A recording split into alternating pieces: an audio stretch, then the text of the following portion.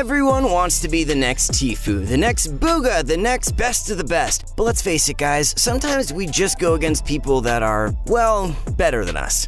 You've gone through it, I've gone through it, everyone has gone through it. And I can guarantee you that at some point, every pro that you watch has also gone through it. We all gotta start somewhere, you know? That's why today, ladies and gentlemen, we are going to be talking about how to outplay opponents that are better than you. You know me, I'm your host, Superman Dan, and I just want to say I appreciate all your support and really wanted to make a video like this because it's something that we can all take advantage of. Put it like this, if you're not winning all the games you play, then this video applies to you.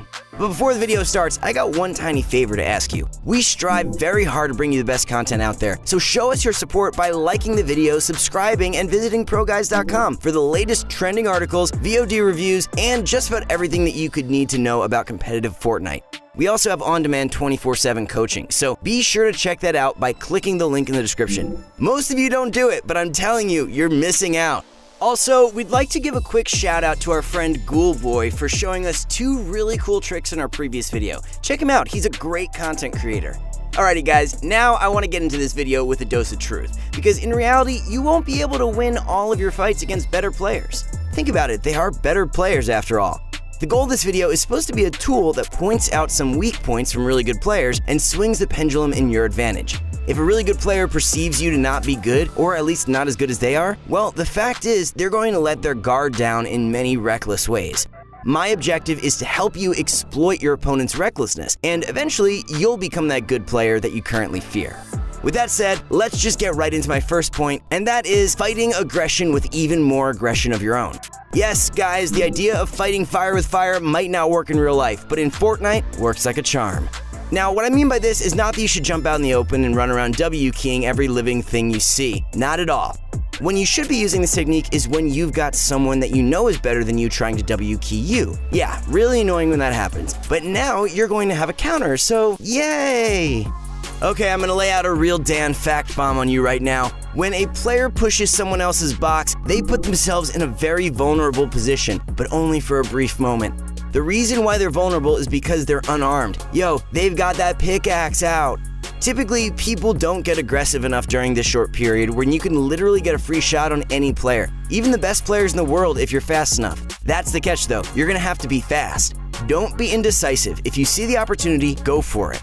The moment that someone gets close enough to your side wall and pulls out the pickaxe, make a quick edit and you're getting the first pump shot 9 out of 10 times. It's super effective and has a high success rate, but the only catch is that you can only do it once.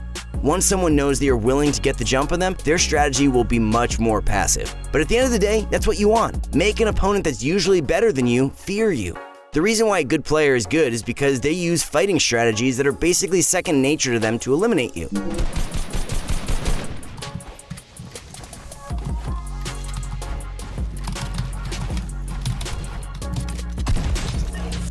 I never on anyone that hard in my whole entire life. My whole life of being alive. You making a play like that is going to take your opponent out of his element. What is a distinguished warrior without his sword and shield? Spoiler alert, nothing.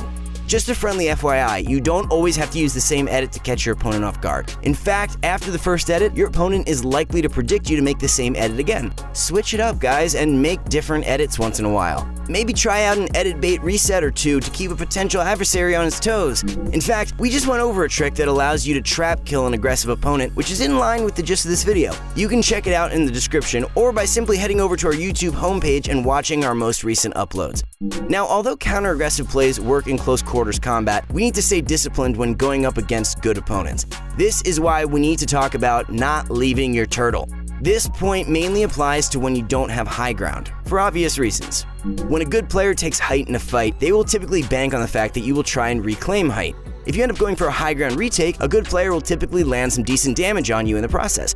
You want to avoid these scenarios and outweight your opponent. Yeah, I get it, sitting in a box is boring, but you want to beat someone better than you, right? Well, you're gonna have to trust me on this one because the alternative isn't going to net you any better results. Anyways, back to the point, keep your composure, hold your walls in your box, and wait until he starts chopping your build. Once he's in range to start pushing your box, meaning he's dropped considerably from height, you now have a perfect opportunity to employ strategy number 1 from this video. You guys remember that tip we just talked about 30 seconds ago? You see, this trick really focuses on the choices you make in Fortnite and how you never really need to push into an unfavorable situation, even if your mind is unconsciously telling you to do so. Breaking those habits and staying patient will allow you to manipulate where your opponent is in a fight and use some solid tactics to give yourself a fighting chance. It is worth noting that there are some situations that will simply force you to migrate, such as if someone spams you with utility. Think stinks, grenades, grenade launchers, rockets, and all that jazz. If you find yourself in that situation, just tunnel your way to safety and reassess the situation. Also, if you have no mobility and have a long way to get to the safe zone, maybe it's time to expedite a play. Better that you have a chance of getting the kill and surviving than dying 100% by sticking around too long. The main takeaway from this tip is to bait your opponent down closer to your level so you can make an unpredictable attack on them. Whatever means necessary for you to make that happen, but never put yourself in a vulnerable position. Now, on the flip side, it's worth talking about never giving up high ground. I literally just talked for an entire minute about why you need to bait the person from high ground down to your level. So when you actually end up with high ground, you better not fall for these mistakes.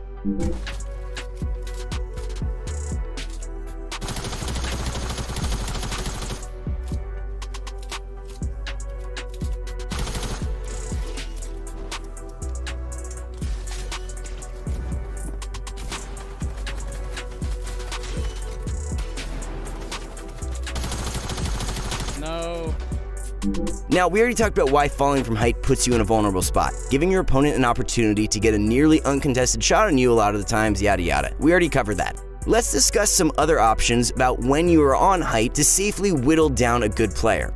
First, you're going to want to exhaust all of your utility items. If the player you're fighting is truly better than you, then now is a better time than ever to lay out all the wild cards in your inventory. Give them everything you got. If that doesn't work, you're going to want to try baiting out an edit. Try pickaxing their turtles from the top, meaning you're going to be standing a layer above them and smacking their roof piece. Hit their roof with your pickaxe, switch back to your shotgun. Hit with your pickaxe, switch back to your shotgun. Repeat this as needed and see if he falls for the bait. If he opens up his roof, then congratulations, because you have a free shot right at his head. No matter what you end up doing on high ground, it's absolutely crucial that you do it in a protected manner. Do not let them have an opportunity to shoot you without your ability to trade another shot out. Don't get too aggressive and drop to their lair, because after all, they are pretty skilled and will find the opportunity to steal height from you and put you in a less desirable position. While we're on the topic of less desirable positions, let's take a look at how we can actually dodge a fight against a really good player using positioning. If you are in a scrim type scenario and there are people all around you, why not employ a good old-fashioned rotate? This one might seem a little more obvious. If the player is good, try not to fight him to begin with.